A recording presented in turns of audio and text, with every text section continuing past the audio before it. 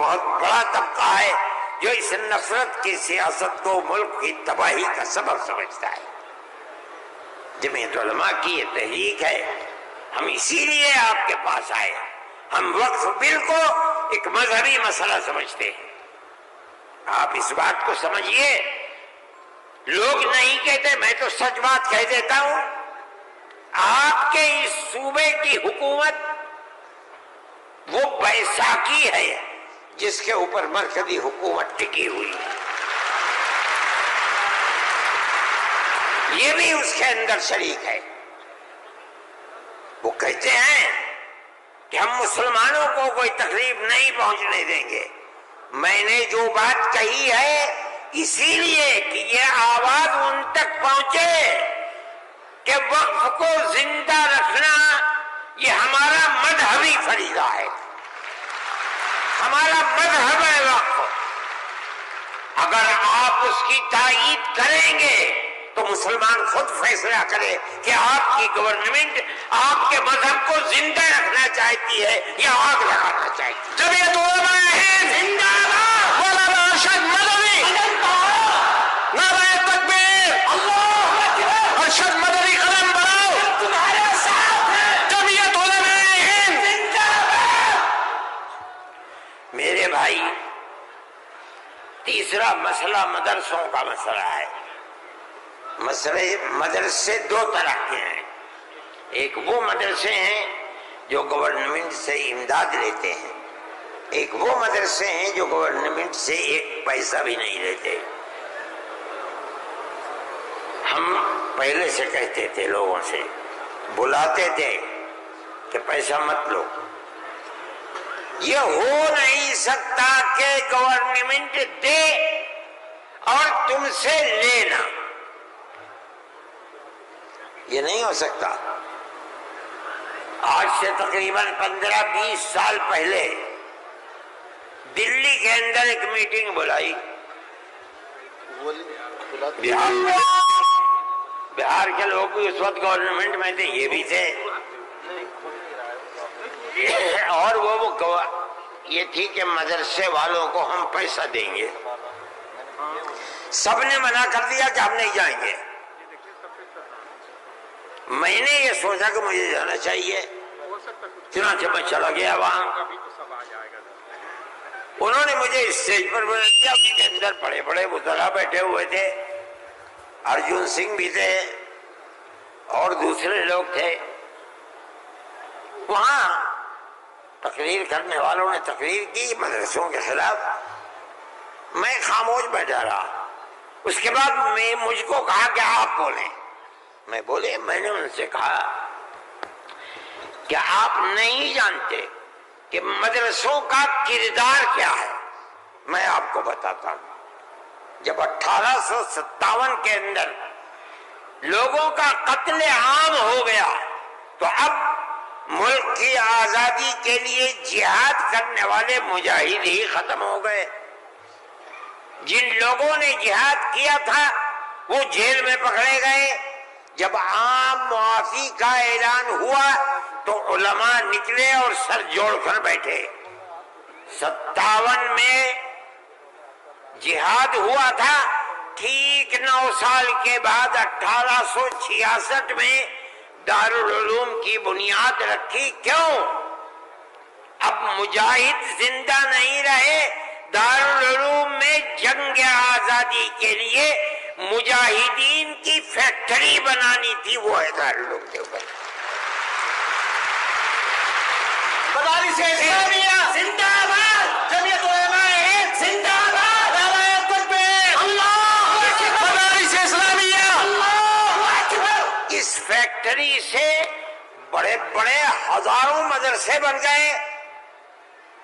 جہاں دنیا میں جائیے، نیو یارک میں چلے جائیے، واشنگٹن میں چلے جائیے، لندن میں چلے جائیے، ساؤتھ افریقہ میں چلے جائیے، اور ایشیا کے اندر تو جس ملک میں قدم رکھو یہیں کے فارغ ہیں یا یہاں کے فارغ ہونے والے کے شاگرد ہیں جنہوں نے مدرسے بنا رکھے ہیں۔ یہ مدرسے در حقیقت ملک کی آزادی کی ضمانت ہے. ملک کے اندر حضرت شیخ الہند یہیں کے پیدا ہوئے جنہوں نے 4 سال مالٹا میں جیل کاٹی. مولانا مدنی یہیں سے پیدا ہوئے ہیں جنہوں نے 9 سال انگریز کی جیل کاٹی ہے. اور میں نے کہا میں کتنوں کا نام لوں آپ کے سامنے. یہ مدرسوں کی زندگی ہے اور یہ تاریخ ہے. آپ اس تاریخ کو بجھانا چاہتے ہیں. کہتے ہیں بالکل نہیں. انہوں نے کہا کہ ہم نہیں بجھانا.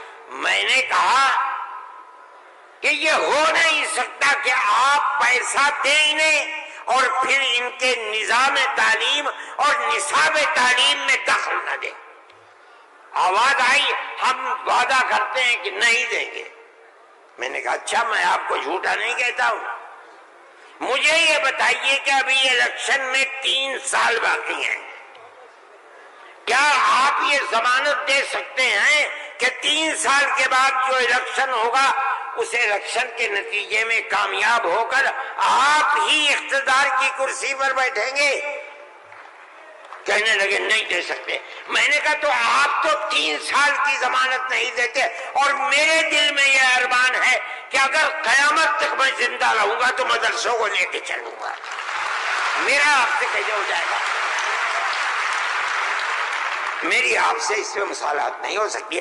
آپ کو اسکول بنانے ہیں آپ مجھے دیجیے. آپ اگر 50 اسکول کہیں گے میں 50 بنا دوں گا. لیکن آپ یہ چاہیں کہ مدرسے کو ختم کر کے اس کے اندر اسکول کا نصاب بن جائے یا یہ مدرسے آپ سے پیسہ لے کر چلے. جمعیت علماء اسے گوارا نہیں کرے گی. میں نے ان سے کہا کہ مدرسے اور مسجد میں کوئی فرق نہیں ہے. کہنے لگے وہ کیسے؟ میں نے کہا اس لیے کہ اگر مسجد میں نماز پڑھی جاتی ہے مدرسے میں نماز سکھلائی جاتی ہے. اگر مسجد میں نماز کے اندر قرآن پڑھا جاتا ہے مدرسے کے اندر قرآن پڑھنا سکھلایا جاتا ہے. کیسے دونوں الگ ہو جائیں گے؟ یہ دونوں ایک دوسرے کے ساتھ ہیں. جیسے ہم مسجد اپنی خود بناتے ہیں چاہے چھپر ڈال کر کے بنائیں اسی طرح ہم مدرسے میں بھی آپ سے کوئی مساعدت لینا ہم نہیں گوارا کرتے. اچھا میں یہ کہہ کر کے بیٹھ گیا. صدیقی صاحب جن کو گورنمنٹ نے بنایا تھا اسکولوں کو ان کا اقلیتی کردار دینے کے لیے وہ میرے برابر بیٹھے تھے. وہ بھی اس اجتماع کو بلانے والے تھے. اس کے بعد ایک اور صاحب کھڑے ہوئے میرے بعد. انہوں نے پہلے سے یہ کہا کہ مجھے بڑا افسوس ہے کہ آپ نے ارشد کے بعد مجھے بلا لیا. کچھ وقفے کے بعد بلاتے انہوں نے تقریر اور جیسے انہوں نے کہا میں نے اس پر یہ کہا کہ میرے اندر یہ طاقت ہے آپ جو فرمائیں گے میں اسے قبول کروں گا خاموش. میں کوئی اس کی تردید نہیں کروں گا. اس لیے آپ فرمائیے. جیسے انہوں نے کہا کہ مدرسوں کا کردار کمزور ہو گیا وہ تو مجمع جو صبح سے کھڑے ہو گئے خبیث ہے اتار دو پھینک دو نکال دو اس کو یہاں سے.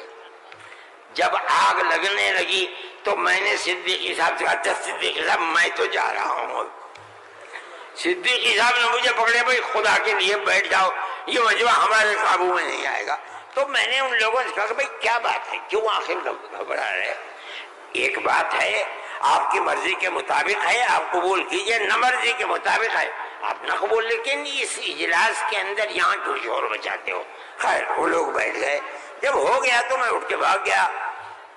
کانگریس گورنمنٹ کی جو بالکل آخری شخصیت تھی انہوں نے کہا کہ بھائی سونیا جی صدر تھی. انہوں نے کہا کہ آپ نے کیا کر دیا. میں پہلے منع کرتی تھی کہ اس مسئلے کو نہ چھوڑو بند کر دو اس کو. جو مدرسہ بند ہو گیا. آج بھی یہی مصیبت تھی.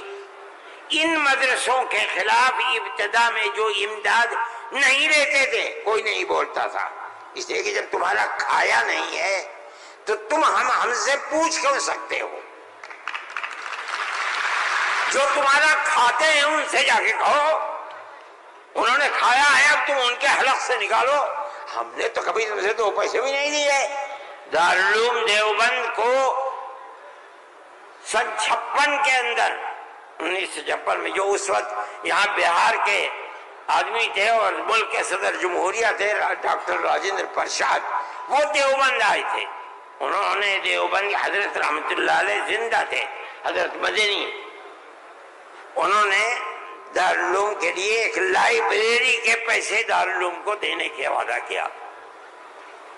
جب وہ چلے گئے، اب شکریہ ادا کیا ان کا بہت، جب وہ چلے گئے تو ان کو خط لکھ کر بھیج دیا گیا کہ دارالعلوم دیوبند کے بنانے والوں کا یہ حکم ہے، یہ اصول ہے کہ کسی بھی مسلم یا غیر مسلم حکومت سے کبھی کوئی مدد نہیں لی جائے گی، اس لیے ہم آپ کا شکریہ کے ساتھ واپس کرتے ہیں.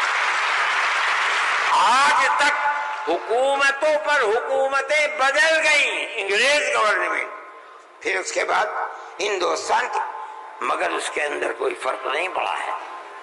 لیکن اس کے بعد جنہوں نے لیا تھا گورنمنٹ سے، پھر اس کے بعد ان مدرسوں کے اندر بھی ہاتھ ڈالنا شروع کر دیا.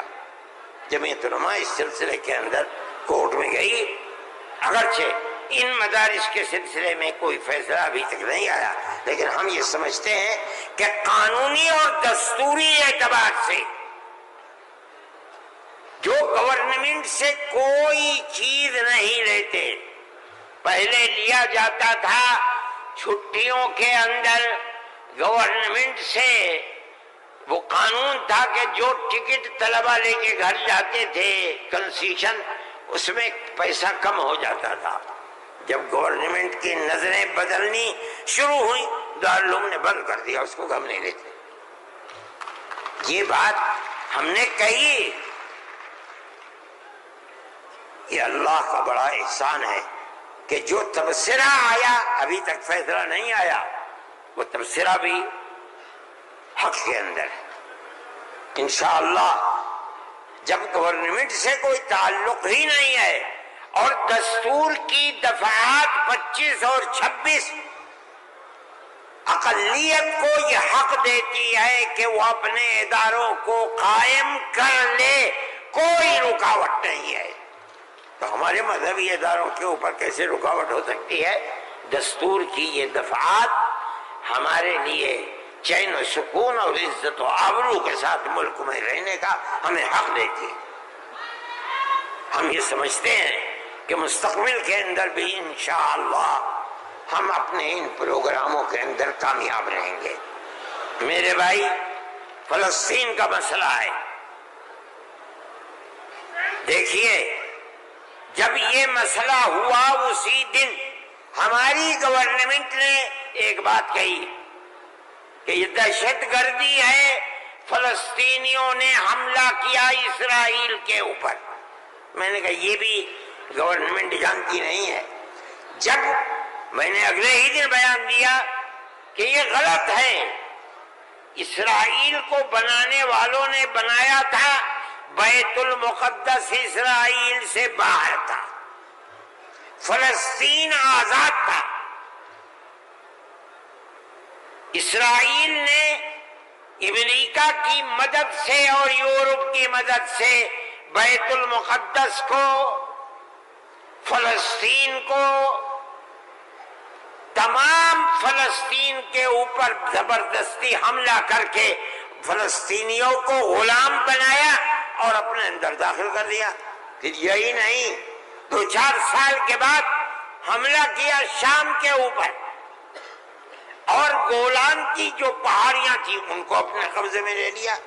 جب اسرائیل بنا، نہ فلسطین، نہ بیت المقدس، نہ گولان کی پہاڑیاں، کوئی چیز فلسطین میں نہیں تھی. اب فلسطینی اٹھے اپنی آزادی کے لیے. اگر تم ان کو دہشت گرد کہتے ہو تو میں کہتا ہوں گاندھی جی بھی دہشت گرد تھے. جمعیت علماء ہند زندہ باد، مولانا ارشد مدنی قدم بڑھاؤ، نعرہ تکبیر، اللہ اکبر. اس کے بعد سے پھر کبھی یہ بات نہیں آئی. لیکن میں یہ کہتا ہوں کہ جس نظریے کو لے کر اٹھے، اس کا مطلب یہ ہے کہ کچھ جانتے بوجھتے نہیں ہے. کیسے کہہ دیا انہوں نے ان کو دیکھنا چاہیے تھا تاریخ. اگر خود نہیں پڑھتے پڑھے ہوئے لوگوں سے پوچھنا چاہیے تھا، وہ بتاتے آپ کو کہ ہو کیا رہا ہے.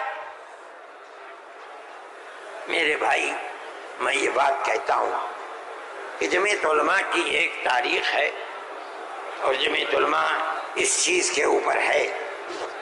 ہمارا اس وقت کا مسئلہ صرف ایک ہی مسئلہ نہیں، بہت مسائل ہے، لیکن وقف ترمیمی بل کا مسئلہ بھی یہی ہے جس کو جاننے کی یہ ہمارا مذہب ہے. ہم یہ کہتے ہیں بہار کی گورنمنٹ کو بھی، آندھرا گورنمنٹ کو بھی اگر وہ کریں گے تو اس کا مطلب یہ ہے کہ مسلمان کے پیٹ کے اندر چھرا گھونپیں گے اور مسلمان کے مذہب کو آگ لگانا چاہتے ہیں. مسلمان کو سوچ لینا چاہیے کہ وہ کیا کرے گا اور مستقبل کے اندر اسے اس جنجال کو کس طرح نمٹانا ہے. ہم ایک بات کہہ رہے ہیں اور ہمیں یہ کہنے کا حق ہے، اس لیے کہ دستور کے خلاف ہے. دستور نے ہمیں مذہبی آزادی دی ہے. آپ وقف کو مذہب نہیں سمجھتے، لیکن اس لیے نہیں سمجھتے کہ نہ آپ قرآن کو جانتے ہیں نہ آپ حدیث کو جانتے ہیں. حضرت عمر رضی اللہ تعالی عنہ نے اپنا ایک باغ وقف کرنے کی نبی کریم علیہ السلام سے اجازت چاہیے جو خیبر میں تھا.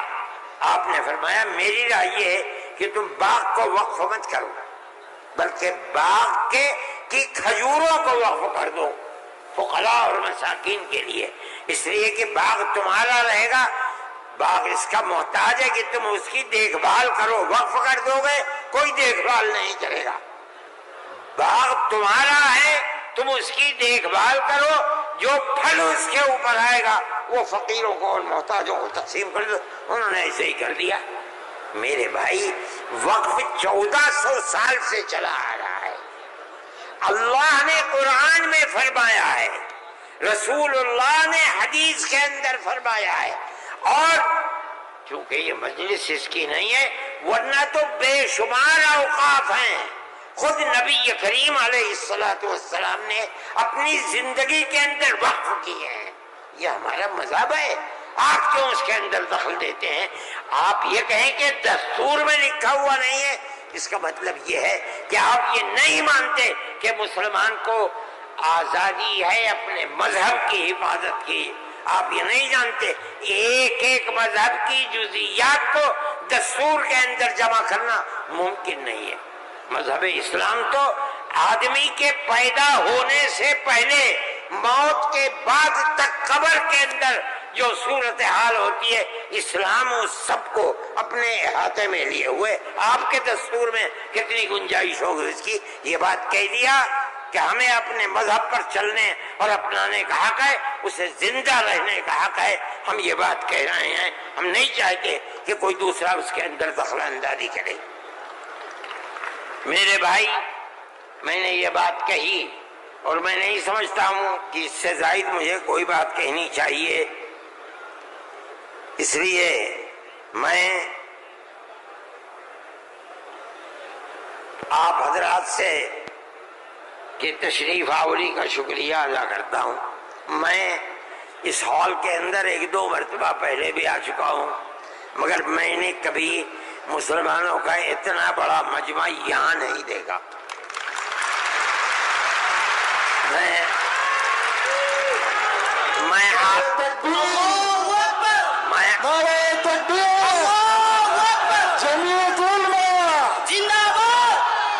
آپ حضرات کا شکریہ ادا کرتا ہوں اس لیے کہ یہ سب جگہ شہرت تھی کہ اس اجلاس کا مقصد وقف ترمیمی بل کی مخالفت ہے.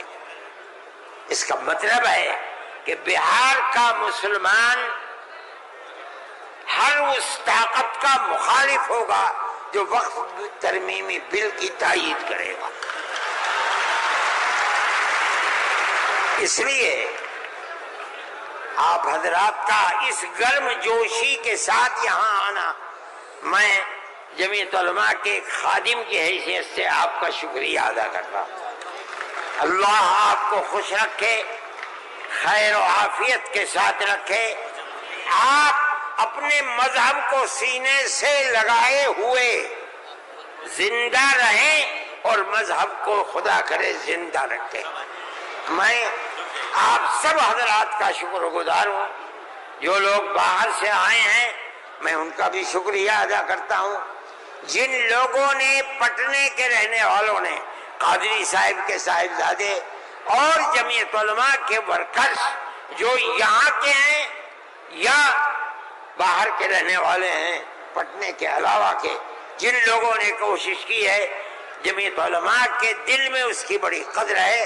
اللہ تعالیٰ ان کی کوششوں کو قبول فرمائے اور حکومت کو کسی بھی ایسے کام سے جو صوبے کے اندر یا ملک کے اندر مسلمانوں کی دل آزاری کا سبب بنے اس سے باز رکھے، اور خدا کرے کہ اس ملک کے اندر امن و امان، پیار و محبت مذہب سے اوپر اٹھ کر ہندو اور مسلمان سب مل جل کر اپنی پرانی تاریخ کو یاد کریں اور زندہ کریں۔ مسلمان اور ہندو گاؤں در گاؤں آج سے نہیں 1300 سال سے رہتا چلا آ رہا ہے، کہیں تو کوئی جھگڑا نہیں ہے۔ آج کون سی ملک کے اوپر آفت ہے کہ آگ لگانے ہی کے اوپر سیاست کی بنیاد رکھی ہوئی ہے۔ ہم اس کے مخالف ہیں، ہم اس کو پسند نہیں کرتے ہیں۔ ملک ہمارا ہے، ہم ملک کے اندر امن و امان کو چاہتے ہیں، پیار و محبت کو چاہتے ہیں۔ جس طرح ہندو کا حق ہے مسلمان کا بھی حق ہے، ایک دوسرے کے ساتھ پیار و محبت کرنی چاہیے۔ میں ہر مسلمان سے کہتا ہوں، چاہے گھر ہو، محلے میں ہو، دکان پر ہو، بازار میں ہو، اسکول میں ہو یا اپنے کھیت میں ہو، اپنے پڑوسی ہندو کو اپنا بھائی سمجھو، ایک دوسرے کے ساتھ پیار و محبت کرو، جو ضرورت مند ہے اس کی ضرورت کو پورا کرو۔ تمہارا یہ عمل تمہارا مذہبی عمل ہے، یاد رکھنا۔ یہ نہیں کہ میں کہہ رہا ہوں، جمعیت علماء کا نہیں، قرآن و حدیث یہی کہتا ہے۔ اس لیے آپ اپنی اس محبت بھری زندگی کو دنیا کے سامنے پیش کریں۔ میں ارباب مدارس سے بھی کہتا ہوں، وہ جہاں جائیں، جہاں رہیں، جہاں مدرسہ چلائیں، ایک دوسرے کے ساتھ الجھ ہندو مسلمان کو قریب کرنے کی اپنی تحریک کو زندگی عطا فرمائیں، جو آپ کی تحریک نہیں ہے، اسلام کی دی ہوئی تحریک ہے۔ اللہ ملک کے اندر امن و امان کو قائم رکھے، پیار و محبت کو زندگی عطا فرمائے۔ میں ڈاکٹر صاحب، صدر صاحب، جنرل سیکریٹری صاحب بہار، ان سب کا تہہ دل سے شکریہ ادا کرتا ہوں۔ اللہ ان کی کوششوں کو کامیاب فرمائے اور اس اجتماع کو اپنے مقاصد کے اندر کامیابی عطا فرمائے۔ وصلی اللہ تعالی علی خیر خلقہ سیدنا اللہم انا